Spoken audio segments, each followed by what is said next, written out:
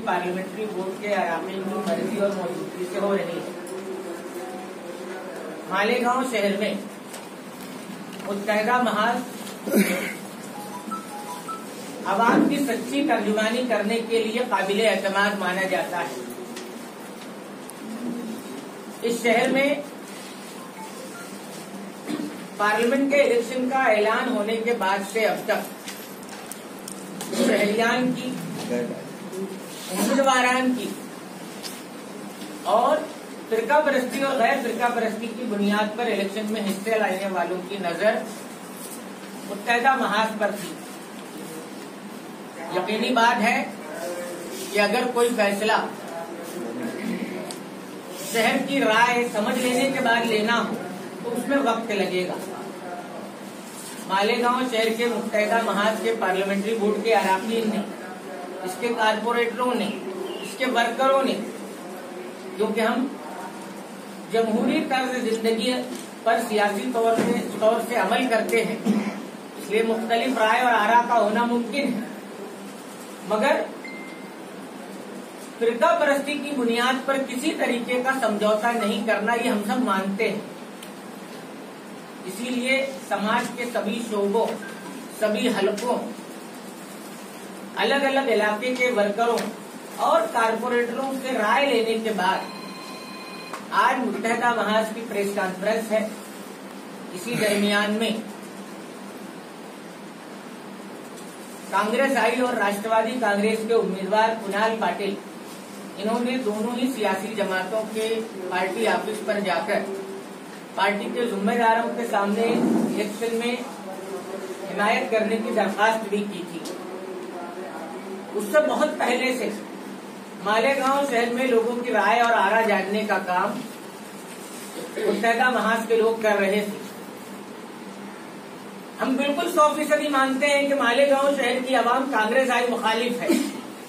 हमारे वर्कर और मालेगांव शहर की आवाम कांग्रेस आई से मुतमईन उसके माजी और हाल को देखते हुए नहीं हो सकती। जहां ये इतना सच है, वहीं ये भी सच है कि मालेगांव शहर आजादी से लेकर आज तक हमेशा से फिरका परस्तों के खिलाफ रहने वाला शहर रहा है।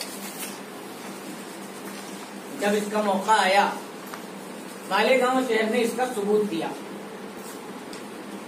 इस शहर में लोगों की मिजाज को समझते हुए और सारे मुल्क की फिजा, जिसमें उलमा, दानिश्वर,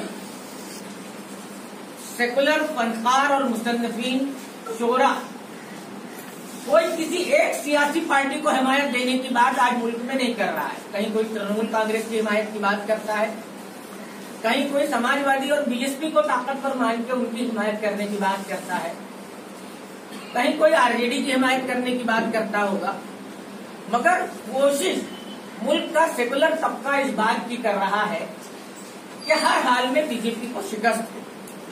हम लोग मालेगांव शहर में तमाम पहलुओं पर गौर करने के बाद आज की इस प्रेस कॉन्फ्रेंस के जरिए ये ऐलान करना चाहते हैं, हमारी प्रेस नोट आपके पास मौजूद है, कि मुत्तहदा महाज महागठबंधन ये नजरिए का इलेक्शन मानकर, सियासी पार्टी का नहीं, आज नजरिए का इलेक्शन मानकर हम कुणाल रोहिदास पाटिल की हिमायत का ऐलान कर रहे हैं, मगर ये हिमायत मशरूत होगी और इसकी शरायत हमारी प्रेस नोट में मौजूद है। इसमें गैर फिरका परस्ती की बुनियाद है, मालेगांव शहर के पावरलूम और रोजगार के दूसरे सवाल हैं, अलग अलग धर्म और मजहब का पर्सनल लॉ की हिफाजत हो, ये बुनियाद है।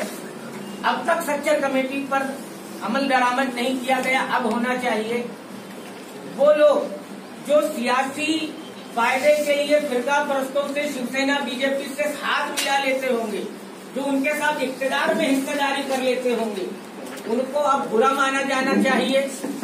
वो लोग जो सियासी इख्तियार हासिल करने के लिए फिरका परस्तों के साथ हिस्सेदारी करते होंगे, उनको बुरा मान के उनसे दूरी रखने का काम पार्लियामेंट के उम्मीदवार करें। ऐसी तमाम शराइत के साथ हम महागठबंधन आघाड़ी की तरफ से हिमायत का आज ऐलान कर रहे हैं, जिम्मेदारान के साथ मौजूद होकर यहाँ।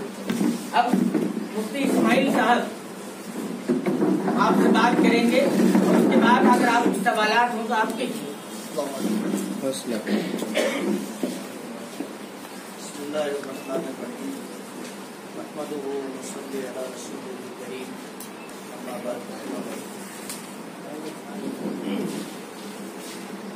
राष्ट्रवादी कांग्रेस पार्टी सेकुलर का उसके तमाम कॉर्पोरेटरों और आगामी लोगों के सलाह मशवरे और उनकी मौजूदगी के साथ ये प्रेस कॉन्फ्रेंस हम ले रहे हैं।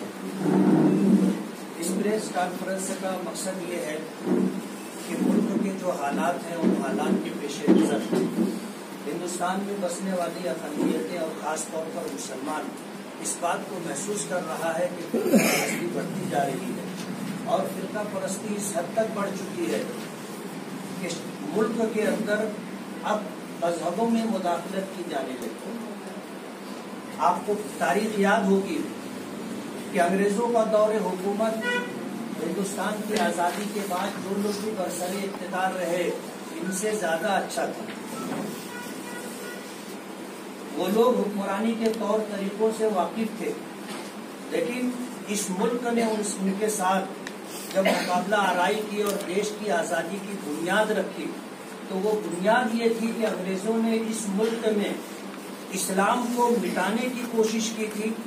ईसाई मिशनरियों को ला करके उलमा के साथ मुनाजरा किया जा रहा था और इस्लाम को हर मुमकिन नुकसान पहुंचाने की और मुसलमानों को तबाह और बर्बाद करने की कोशिश की जा रही थी मजहबी एतबार से। तो सबसे पहले देश की आज़ादी के लिए मुसलमानों ने ही पेशकदमी की थी और सबसे बड़ी और सबसे ज्यादा कुर्बानी मुसलमानों ने ही दी थी। अगर देखा जाए कि सिर्फ तरक्की और विकास ही पेशे नजर होता तो अंग्रेजों का वो दौर आज की हुकूमतों से अच्छा था। उस वक्त मुसलमानों का मुलाजमत में जो फीसद था वो 33% से ज्यादा मुसलमान सरकारी मुलाजमतों में से। आज तो हालात ये है कि 0.13 अब मुसलमानों की सरकारी मुलाजमत में रेशो और फीसद इतना हो गया है। सिर्फ जो है तरक्की ही नहीं देखी जाती। जब हिंदुस्तान एक सेकुलर और जमहूरी मुल्क है तो उसकी कदरों को बाकी रखने के लिए और हर हिंदुस्तानी को अपने मजहब, अपने वजूद और तशख्खुस के बका के साथ उसे हर हक मिलना चाहिए। आज हालात ऐसे हैं कि आपने देखा कि बाबरी मस्जिद का मसला तो हमारे सर पर 1992 से मुसल्लत है ही, लेकिन उसके बाद एक तरफ देखा जाए तो 60 साला दौरे इक़्तिदार है, एक तरफ 5 साला दौरे इक़्तिदार है। इन दोनों का फर्क आप महसूस कर सकते हैं। देश ने मुस्लिम पर्सनल्ला की बका के लिए दस्तूर बनाया, लेकिन आज हालात ऐसे हैं कि तलाक सलासा का बिल लाया गया, मजहबी तौर पर मुस्लिम पर्सनल्ला में मुदाखलत की जा रही है, मॉब लिंचिंग है, गौ वंश के पेशे नजर हालात जिस तरह के संगीन होते जा रहे हैं आपको पता है। इन हालात में हमने इस बात को महसूस किया कि अब दस्त दराजी इस हद तक बढ़ गई है और कानून की पामाली यहाँ तक पहुँच गई है कि मुस्लिम पर्सनल्ला को भी खत्म करने की कोशिश की जा रही है। कांग्रेस पार्टी से 1000 इख्तिलाफ के बाद मौजूदा कांग्रेस पार्टी की बदउनवानी, भ्रष्टाचारी रियासती कांग्रेस पार्टी के जिम्मेदारान की बदअहदी और वादा खिलाफी के बावजूद शहर का एक बहुत बड़ा संजीदा पढ़ा लिखा तबका इस बात को महसूस कर रहा है। उनकी अपनी राय है कि इस वक्त फिरका परस्ती और गैर फिरका परस्ती का मुकाबला है। इस वक्त जो है नजरिए की जंग है। ऐसे मौके पर हम लोगों को फिरका परस्तों के खिलाफ मुत्तहिद होकर के इलेक्शन लड़ना चाहिए। इसलिए मुल्क में आपने देखा होगा कि 600 से जायद दानिश्वरान, कलमकारान, उलमा, अदीब, शुआरा और माशी और इक्तिसादी तौर पर, समाजी तौर पर जो लोग अपना एक मकाम रखते हैं, उन्होंने पूरे मुल्क के वोटरों से अपील की है किसी एक पार्टी की हिमायत के लिए नहीं, बीजेपी को शिकस्त होनी चाहिए और मोदी اقتدار سے ہٹنا چاہیے. ہر ریاست میں جس طرح کے حالات ہیں ان حالات کے پیش نظر بی جے پی کے مقابلے میں جو پارٹی یا جو امیدوار جیتنے کی پوزیشن رکھتا ہو اس کی حمایت کرنی چاہیے. دھولیا مالیگاؤں کانسٹیٹوینسی میں آج اس وقت جو صورتحال ہے یہ صاف نظر آ رہا ہے کہ بی جے پی اور کانگریس کا مقابلہ ہے.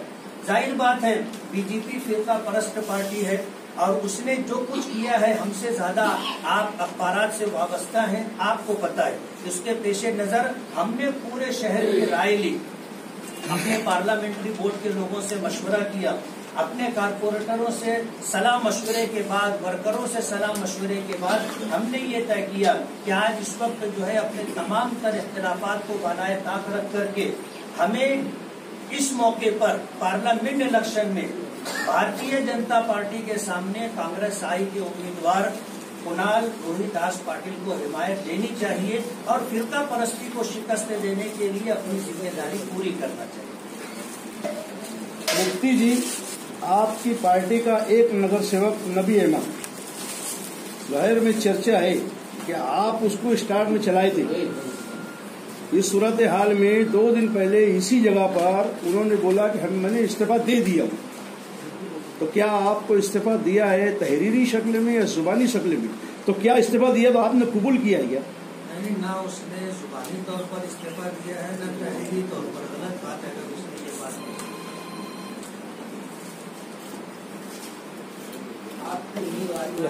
سکیلو لے حارث